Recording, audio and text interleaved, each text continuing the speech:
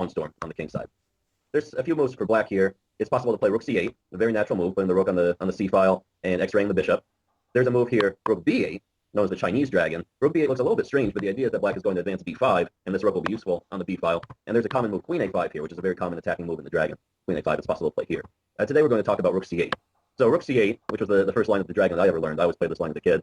The rook is x-raying that bishop on c4, and white has to do something about it. If he were to continue with h4, now black has a winning tactical shot, knight takes d4. White has to recapture with his queen to protect the bishop, and now after knight g4, with his triple attack on the queen and both bishops, white's losing material. So h4 is not possible. White goes bishop b3, keeping his bishop on this strong diagonal, and black plays knight e5. And notice how this rook is bearing down on the c file. It has a lot of scope, and it's putting pressure against white's king. And very often in this position, black will sometimes sacrifice an exchange on c3. He'll sacrifice the rook for that knight in order to open up white's king. It's a very common idea in the dragon. So this bishop on g7 looks a little bit covered up right now, but we'll see how that changes as the position unfolds. So after knight e5, white should play h4 and begin his attack. And now black has an option here to play h5 and stop white's attack. It's a very sharp line. Personally, I don't like it for black. I think it goes against a lot of the principles of the dragon, which are don't move the pawns around your own king. Instead, focus on attacking the other person's king. So I don't really like h5, but it is a legitimate line. Knight c4, though, is more common. Bishop takes c4, rook takes c4, and now we're going to be following a game that Karpov played against Korchnoi shortly before Karpov became the world champion. And here in this game, Karpov played h5, sacrificing the h-pawn in order to open the file for his rook. Knight takes h5 and g4. Knight back to f6, and now white needs to think about how he wants to continue his attack. It's very tempting to play this move bishop h6 now, and this is indeed a fine move, but there's an unnecessary complication with bishop h6, and that is that allows black the tactical resource knight takes e4, attacking the queen and with a double attack on this knight on d4. And knight takes e4 is a very sharp line. White has several options here. The best is considered queen e3, actually. Let's look for a minute. Let's say that if he plays knight takes e4, rook takes d4, and queen h2, and here black trades on d1, and white should take with his king because he needs this rook on the h file for his attack, so white takes with his king. And it looks like white's attack is very strong, but here black has some options where he can sacrifice an exchange and have an okay position. For example, he can even play something like bishop takes b2, and after bishop takes f8, king takes f8, queen takes h7. It looks like white's attack is really good, but it's actually not so amazing because a common theme in the dragon, when this bishop controls these squares, there's no way for white to get a checkmate here because the bishop controls all the squares where the queen would like to go, so black is actually okay here. So let's look at the more common move after knight takes e4, queen e3. And here, black sacrifices the exchange, like we talked about. White's forced to take with the pawn and have his king opened up. And now black retreats, knight f6. Bishop takes g7, king takes g7, the standard queen h6 check. King h8 is a very important move, king h8, because black needs this resource, rook g8, rook g7, sometimes to be able to defend this pawn. And here, black is fine. This position is considered equal. This knight on f6 holds the pawn on h7 very nicely, so there's no mate threat. And if you try to dislodge the knight with g5, it's a typical dragon theme, knight h5, ruining the coordination between the queen and the rook. And here, for example, if white sacrifices the exchange back in order to open the h file, takes, and queen takes. Here, black needs that idea, rook g8, and after rook h1, he's just in time with rook g7, defending that h7 pawn. So, Karpov was a very safe player. He didn't like to take unnecessary risks.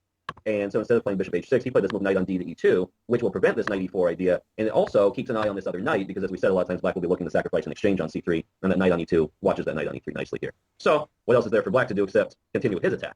Queen a5. White played bishop h6, and they traded. And rook c8. So this is a very important position. Both sides have the attacking setup that they want. Black has his rooks barreling down toward the king on the c file, with the queen out on a5 to help. And white has his queen and rook lined up on the h file. That h7 pawn is being held by a thread, right, with this knight on f6. And here, Karpov played a strong prophylactic move, rook d3, which further prevents any of black's nonsense with taking the knight on c3, which can be a common idea here. Let's take a look and see if white plays more aggressive with this move g5. After g5, of course, black is forced to play knight h5, like we talked about. And now let's say that white's knight comes into f4, trying to distract that knight. Of course, they can't be taken because queen h7 and queen h8 is making two. So knight f4. Here, black has a very common counterattacking idea, rook takes c3. And after pawn takes c3, queen takes c3, threatening mate, and preparing queen a1, black's position became very good. And after rook takes c3, if knight takes h5, here after rook takes c2, king b1, rook takes b2, black at least has a draw by perpetual with queen c3 and queen c2 check, and black might even have an opportunity to play for more. So this idea for white to play knight f4 doesn't work yet. So that's why Karpov played here rook d3, further supporting this knight and preparing to play g5 and then knight into f4 or g3. So in this moment, there wasn't so much theory known about this position, and Korchnoi made a mistake here. He played rook on 4 to c5. So let's look at how this game finished. Karpov won this game brilliantly for white, and then we'll go back to this position and look at how black should have played, because this position is actually fine for black.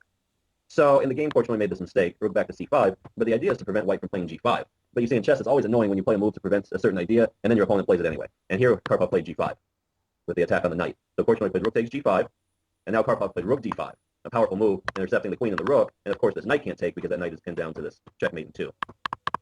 So after rook d5, Korchnoi was forced to play rook takes d5, and Karpov recaptured with his knight, putting pressure on the knight on f6 and the pawn on e7 with the fork. And Korchnoi found a clever move rook e8, preventing the fork, and he wasn't worried about knight takes f6 because when black takes back with the e-pawn, it opens up a safe haven on e7 for the black king to escape to. And here black's king is safe on e7. So Karpov didn't take. Instead, he reinforced his knight. He played knight f4, and now every white piece is participating in the attack against black's king. Korchnoi played bishop c6, trying to dislodge that knight on d5, and here Karpov broke through brilliantly and found a way to win the game. And if you would like to find it, pause the tape and have a look. I have no idea. What did you play, Karpov?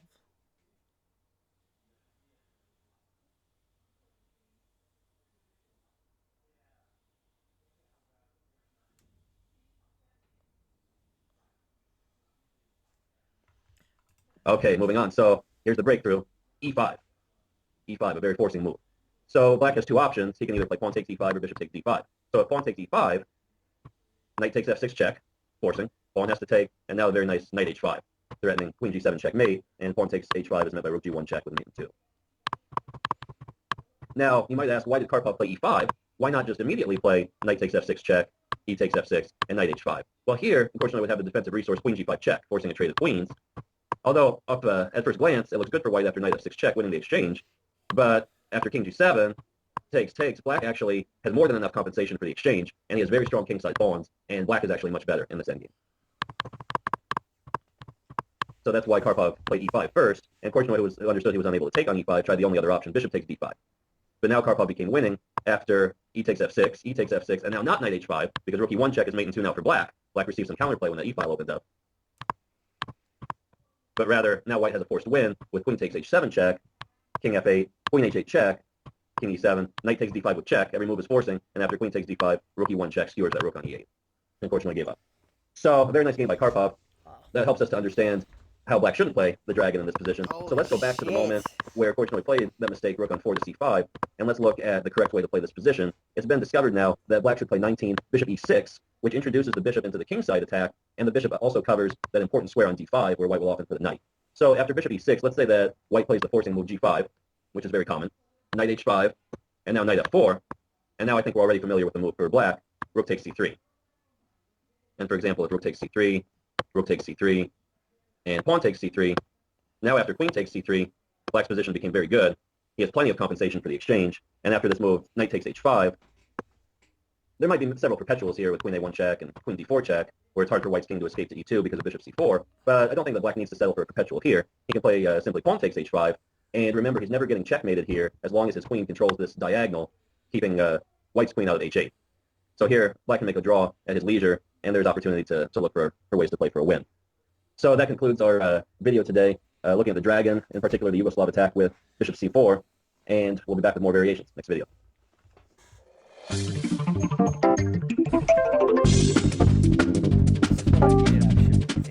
Learning about the Sicilian Dragon.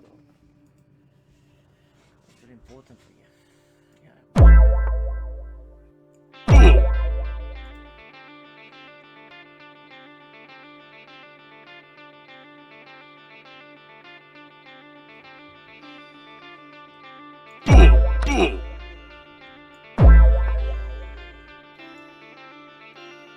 I mean, it's alright. Huh? Bruh.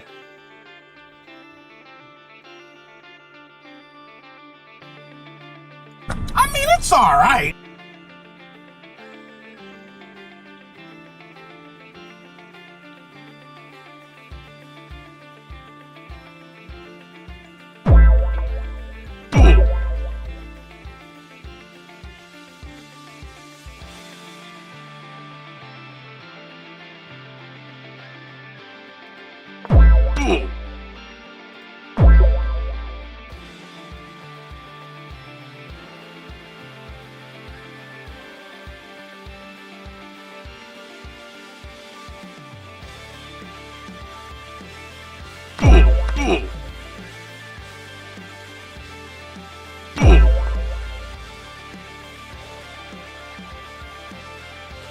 Bruh.